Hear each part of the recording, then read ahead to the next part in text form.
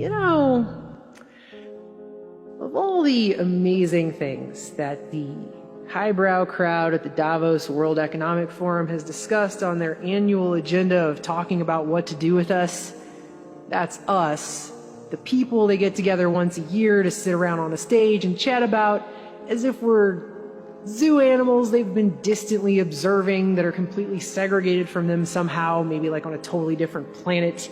And them as in the people who the rest of us never voted for, and most of us never even asked their opinion one single time, but seem to make an annual habit out of discussing what's to be done with us as if they've unilaterally decided they're just in charge of that somehow.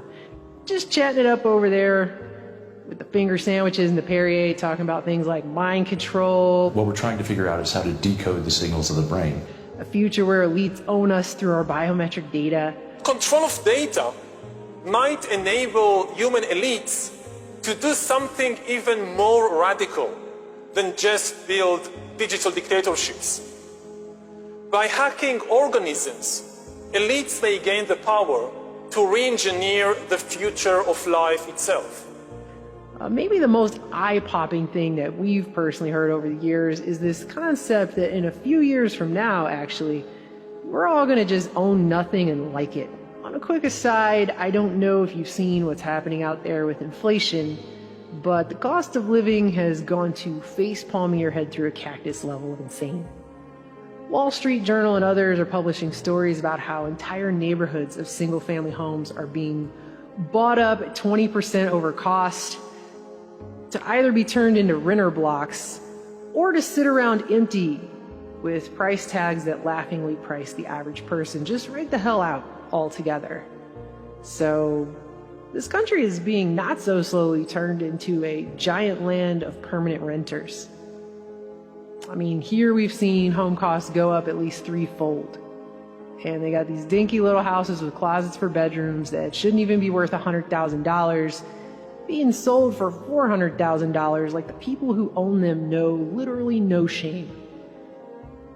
I mean, we personally found out earlier this year just how little stability and security renters in this country actually have. Because we lived in the same home for 3 years, and we'd always paid our rent early, or at the very least on time. And we were just up and kicked out with hardly any warning at all. And that's something as integral to living your life in this society as a home is, or at least a roof over your head.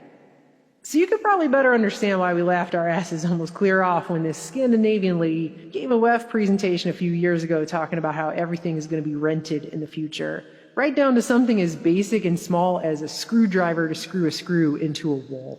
Why do you want to own your cell phone? I mean, you want the function, you want the service, right?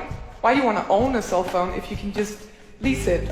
And if you lease, why shouldn't you lease your refrigerator or your washing machine or your dishwasher, or why do you want to own it? I mean, it's not like the plastic and the metal, it's like, I own it. You know how much a car drives, how much of its life?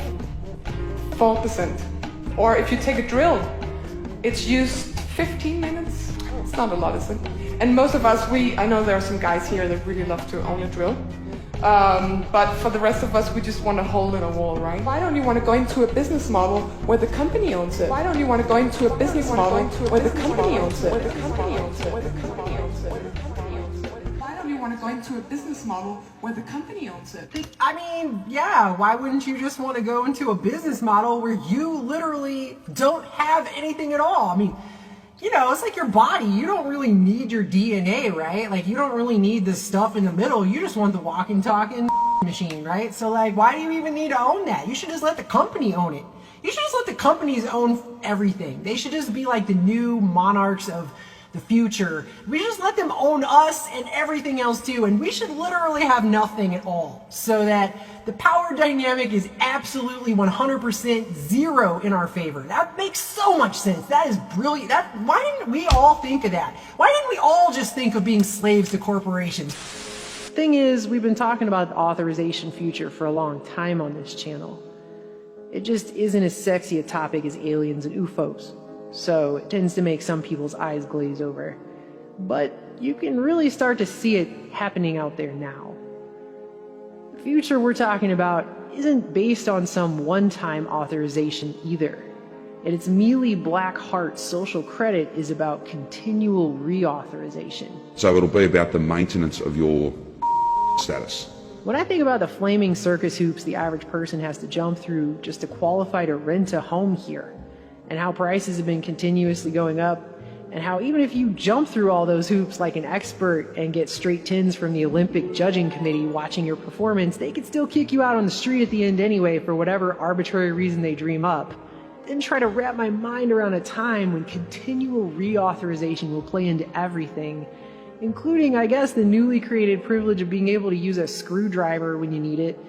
I'm really not sure how anyone could live even remotely comfortably in a world where they own nothing and, quote, like it. And I think we're going to a place where we just want mobility, where we don't care so much about owning a car. It's actually a little bit of trouble. If you just come to driverless car and pick me up and I can drive around and this car will be driving all the time. Things can be taken away at a whim, but even this parliament member from Davos writes about the pitfalls. Once in a while, she writes, I get annoyed about the fact that I have no real privacy. Nowhere can I go and not be registered. I know that. I know somewhere everything I do, think, and dream of is recorded. I hope that no one will use it against me. Like living in a world where everything will be based on a digital passport system of inclusion or exclusion, based on an ever-shifting goalpost, based on whatever we're told is the greater good this week, and a world where even if you play by all of those rules, you could still be voted off the island anyway for wearing an ugly hat or using an off-limits word or having an off-limits thought or whatever reason they come up with next because, well, you hold none of the cards. You aren't even allowed to own a card, let alone the many cards it would necessitate to play the game because you literally have no power in that relationship whatsoever. And if you're someone who isn't new to this channel, then you'll probably recall in the years leading up to 2020 how I would often wonder aloud in our videos, how would they get the masses to accept such ridiculous living conditions? And I don't mean living conditions, I mean the condition upon which they're going to try and get people to live. I think it's starting to become all too clear exactly how. Enter Meta. Hey, and welcome to Connect. Today, we're going to talk about the metaverse. You know I was going to have to go here. Facebook, as you have likely heard, because the ads are everywhere now, including the movie theater, they announced right before Halloween that they've officially changed their name to Meta, short for metaverse. Now, the best way to understand the metaverse is to experience it yourself. How we actually experience the world and interact with each other. Experience the world, experience experiences. You're going to be able to move across these different experiences in the experience. You're going to be in these experiences. Many of the most immersive experiences, just a fundamentally different experience. You can start to see how the metaverse is going to enable richer experiences and really bring them into these shared experiences. Now, there's a lot that needs to get built to create experiences like this. New experiences that you're having to a completely different set of experiences in the metaverse. Different kinds of metaverse experiences, the most important experience of all, experiences. The system has promised all of this equality, and this right here is looking like the only place where people will ever get to have anything even remotely close. And actually not really, because in reality they'll only get to have a digital pretend world made up of digital non-existent stuff. So if the reality of the World Economic Forum ladies' wet dreams comes true, by 2030 they'll be renting their outrageously overpriced IKEA tiny home timeshare with a bunch of total strangers who also won't own their own screwdrivers either. But hey, at least they'll spend all their days with VR goggles strapped to their heads, walking around in a Second Life 2.0 wannabe world dressed up like Digi-Xena warrior princess, living in a digital McMansion in Mark Zuckerberg's metaverse, which he and his coworkers have decided to tell us all about in an hour-plus presentation with a plethora of completely off-putting, unnatural TED Talk arms. You're going to be able to gesture with your hands while they read buzzword-filled scripts to each other that really do sound like they were generated by an AI and not written by an actual person. What about unlocking more mixed reality experiences? We're already seeing the potentials of these kinds of experiences today as people are building for our pass-through API. Creators who make digital objects, creators who offer services and experiences. Building AR experiences that empower people. We're going to need to help build the skill sets of the people who build these experiences. Creators are helping us build these experiences. Allow people to use their hands more naturally in more virtual experiences. Tell me all about it. The metaverse means experiences you can have. It's even more off-putting, which is a phrase I might decide to use at least 5 more times in this video. How many times Zuckerberg uses words like natural to describe this cheesy-looking ersatz digital world replacement that Silicon Valley plans to shuffle people into as they attempt to shift society into a phase where they expect us and plan us to conduct more and more of our lives in virtual spaces, as we're increasingly expected to rarely leave our homes. Connecting socially, entertainment, games, work is going to be more natural and vivid of interacting with devices that are much more natural. And if we do leave, not to go very far. I just want to point out really quick, the logo there is an illusion. It's the appearance of a twisted infinity symbol. It's actually a hollow circle. And Microsoft, of course, came out within days to announce they're also going to build a Bill Gates version of Metaverse for Teams, which they're eerily calling Mesh, like a giant digital net they've trapped reality in. Because if there's one thing that will make all of those mostly pointless meetings at work go by faster, it's gotta be sitting around in a fake office in fake outer space while your boss and coworkers yarn on and on about stuff you'll be sure to pay even less attention to when it's coming out of the cartoon mouth of a digital avatar dressed like a giant robot than you would if you actually had to sit there in physical reality and physically listen to any of it in the actual world. But I'm genuinely optimistic about work in the metaverse. I'm here at my desk where I experience experiences. But that's what certain billionaires apparently expect to happen in the not-too-distant future, where everything from viruses to climate change are justifications to dictate how little we're allowed to access and experience the natural outside world. It's like all those science fiction movies from Body Snatchers to Stepford Wives are actually on the verge of sorta kinda coming true, but in a much lamer way. We've talked about it before. You remember the 2009 Bruce Willis movie Surrogates, right? The plot revolved around a high-tech future where the majority deemed the world too dangerous and scary to physically exist in the day-to-day, so everyone just opted to stay inside the safety of their own homes and send more attractive, physically fit, remote-controlled humanoid robot versions of themselves out into society that they could live vicariously through instead. And there's actually a company out there working on those. But in the meantime, this is what we're being offered. Who's a good persistent state virtual object layered on an interactive pass-through environment? Oh, you are? Entrance into Meta is even called Horizon Home, as in your home is as far as your eye can see. You're going to be able to invite people over, play games, and hang out. You'll also even have a home office where you can work. Your home is your personal space.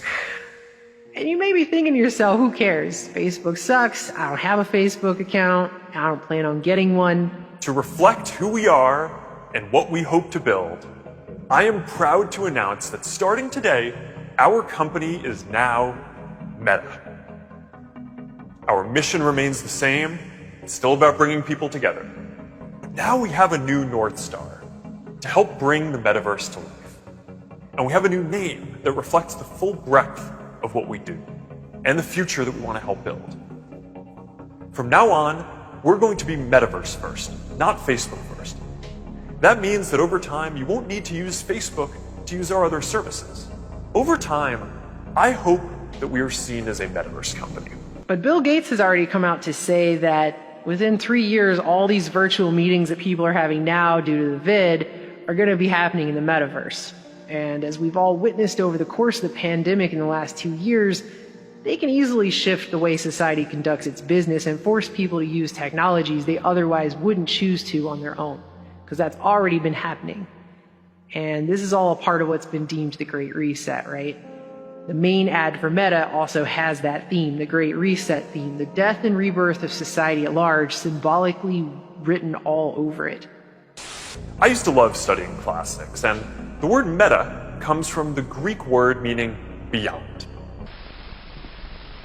Nothing you see in these kinds of commercials is accidental. If it's in the presentation anywhere, it's there for a reason, and you don't have to take my word for that this time. In a world where people tend to overlook symbolism as reading too much into things, if you point it out, Zuckerberg or someone working with him really wanted to make sure people understood that symbolism was being purposefully employed here. Because at one point in his presentation, he's sitting in front of a bookshelf, and of the few books whose titles are legible, you can clearly see he has a copy of Taschen's Book of Symbols prominently featured there on the shelf. So, despite the fact that symbols can mean all kinds of things depending on who you ask and why, we're going to go ahead and reference that book as he's clearly blinging it here as a go-to. So you have this ad that they put it everywhere. They put it at the top of YouTube, they put it in movie theaters, it's probably on TV, I don't have, but I'm assuming. And in it you have this group of millennials who have just come from a room in an art museum where the art portrays the sun shining. In fact, the one on the right that's only seen for a brief moment as the woman steps out of the way actually shows a sun on top of a pyramid. There's actually a presentation on the TED Talk by a guy 5 years ago titled Atlantis and the Roots of Egypt, and he's claiming they've run all of this stuff through computer models and that the Great Pyramid at Cheops was originally crowned by a 2.7 meter gold sphere, equivalent to the mathematical number E, which was meant to symbolize the Eye of Horus that he theorized through his computerized mathematical models used to be used as a form of worship of the sun and the star Sirius. But I digress.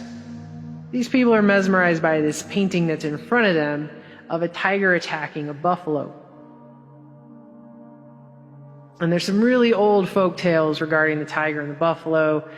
There's a Chinese version, a Vietnamese version, which teaches how the tiger got his stripes, but personally I'm guessing the reason this painting was chosen is more about the circumstances under which it was painted. It's entitled Fight Between a Tiger and a Buffalo, and it was completed by French artist Henri Rousseau in 1908. According to the Cleveland Museum of Art, Rousseau worked on the painting while he was in prison for fraud. And the thing is Rousseau himself never left France. So we're told that his inspiration for this tropical jungle scene was all done purely from his imagination after reading travel books and visiting the local botanical gardens. So what you have in essence is a man who's never been to the jungle himself, painting something purely from his imagination while locked in a prison cell. And that's the artwork they chose to introduce you to this meta, which I feel is more than a little disturbing. It's a life much like the one the World Economic Forum and its Great Reset describes for all of us in the future, where we won't really be expected to leave our homes for work or school or hanging out with family or visiting or travel. I mean, they're talking about that all the time now. But that's okay, right? Because using our VR goggles in the meta, we can go anywhere. You're going to really feel like you're there with other people. This is the dimension of imagination. But back to this commercial, there's a lot more going on here than just a tiger attacking a buffalo and the uncanny valley of oversized jungle plants and googly-eyed dancing animals. After these people venture out into the painting a little ways, they're greeted by an owl, which a lot of people know as a symbol of wisdom, but which the Taschen book that Zuckerberg owns points out is actually known the world over as the consort of death. And so we've got this book as well, of course, and the entry on owls talks about how they have extremely keen vision. Thus, it is not surprising that owls have become symbols of both acute awareness, the invisible seer in the dark, the bird of crafty skill that accompanies Athena, Greek goddess of civilization, protector of Athens, and of the stunning power of death, mortal terror of the stealthy visitor in the night. In Germany and Eastern Europe, an owl alighting on a dwelling or barn is deemed to foreshadow an imminent death. And this association extends across most of the world, including, for example, the alliance in Native American mythology of the owl with skeleton man, the god of death. But as often the powers of death are also the powers of transformation, and the owl is symbolically bound to the renewal of life that is mythically implicit in death. Once the owl flies up, you see in the back of the painting that the sun is now setting, and the moon is rising over the water. Again, the sun and moon are mentioned in Taschen as symbols of the eyes of Horus, so that would be the second time that's come up. In addition, the moon and the water are two very distinct symbols representing the subconscious mind. And in the water, we see what looks like a gate, and the reflection of that gate in the water makes a hexagonal structure. And beyond it, taking up most of the sky, is Saturn. The hexagon being an appropriate symbol for Saturn if you've ever seen pictures of its pole. In other words, it looks like we're being invited to the portal of Saturn. Now, Taschen's Book of Symbols only references Saturn twice. Once as a picture of Saturn devouring one of his sons with no further commentary under the entry for the symbolism of the mouth, as a reference to the engulfing jaws of death, as if Saturn is just going to devour us all, and the other is on the page for the entry on the symbolism of prison, which is now the second time prison has come up in this short ad. Here on this page about prison, it talks about alchemy depicting Saturn as the governor of the prison in which sulfur, the motivating spirit of both will and compulsion, was bound. Saturn is associated with lead, cold, and the darkest time of year, implying the weight of limiting circumstances by which our soaring aspirations are shackled. Kind of an interesting symbol to show us for a place where they claim we can do anything, right? Instead of looking at a screen, you're going to be in these experiences. And then it talks about the literal sense of what prison symbolizes, and that at the bleakest level, it's nothing more than the soul getting trammeled, not only by incarceration, but degradation, violation, and false arrest. So that is the reference in this book in regards to Saturn. Manly P. Hall further elaborates on Saturn in his work, The Secret Teachings of All Ages. He says, to the initiate, the skeleton of death, holding in bony fingers the reaper's scythe, denotes Saturn, Kronos, the father of the gods, carrying the sickle with which he mutilated Uranus, his own sire. In the language of the mysteries, and this is in italics, the spirits of men are the powdered bones of Saturn. The latter deity was always worshipped under the symbol of the base or footing, inasmuch as he was considered to be the substructure upholding creation. Hall then continues with a few paragraphs of allegory regarding the mystery of human evolution of the spirit and souling matter that eventually becomes man and raises him to the estate of the gods, which sounds an awful lot like the promise of transhumanism. Shots of Saturn are also prominently featured in other meta videos, including the main presentation, where at one point a little girl and her grandma go into meta and literally take a virtual trip to Saturn. Actually, I have to write this paper. Will you help me? Let's take a closer look. What part of the solar system are we talking about? Saturn. Just in case the symbolism hasn't been picked up on any of the other times it's been shown, which is a lot. An image of this moment where these two are staring at Saturn from the perspective of the viewer, which means the viewer is also staring at Saturn, was also sent out as the official announcement of the name change on the Meta Newsroom's Twitter account. And right after the name change was announced, too, just by the way, a hashtag went momentarily viral on social media, hashtag Facebook dead, because apparently the word meta is pronounced like the feminine form of the Hebrew word for dead. And so that was going around the media as well. And just in case you weren't absolutely sure, I mean, this has really hit you over the head amount of confirmation of symbolism, repeated symbolic elements. Hey, are you coming? Yeah, just gotta find something to wear. This is probably the reason why Zuckerberg's wardrobe, because he's talking about how we can have all these outfits in Meta, his wardrobe consists of his usual black shirt and pants, but also a skeleton suit, just like the Native American mythology mentioned in Taschen suggests, and an astronaut suit, for when you go to Saturn or whatever. So it isn't my abundance of symbolism, but former Facebook's, that Meta will be some kind of digital door to the underworld, well known in mythology to be a place where death and rebirth initiations are said to take place. And I just want to point out, too, that these people in this commercial kind of look like they're being forced to dance against their will. I mean, take out this upbeat music and slow it all down a little, and you tell me what's happening here. Because whatever it is, it kind of looks uncomfortable. And I get that they're making reality seem horrible right now, so that nobody will want to deal with it at all. But unless they're just joshing us here, I don't understand how they're going to get everyone to just accept reality being replaced so we can all live in the Ready Player One trailer park and hang out in what my friend Amy calls these 90s PlayStation graphics. Truly, I mean no disrespect when I ask this, but are they hiding the real tech somewhere in the back and presenting us with something they came up with 20 years ago just to see if we'll bite? Because Tupac's hologram back in 2012 blows all of this stuff they're showing in the presentation away, and that was 10 years ago. Heck, 70s Star Trek makes this look old, okay? And there's just something incredibly creepy about Zuckerberg talking about how much fun it will be for users to set stuff on fire and shoot people in the immersive virtual reality he refers to as feeling oh so natural in games they're working on for the platform like Grand Theft Auto. I'm excited to announce that the Rockstar Games classic Grand Theft Auto San Andreas is in development for Quest 2. This new version of what I think is one of the greatest games ever made will offer players an entirely new way to experience this iconic open world in virtual reality.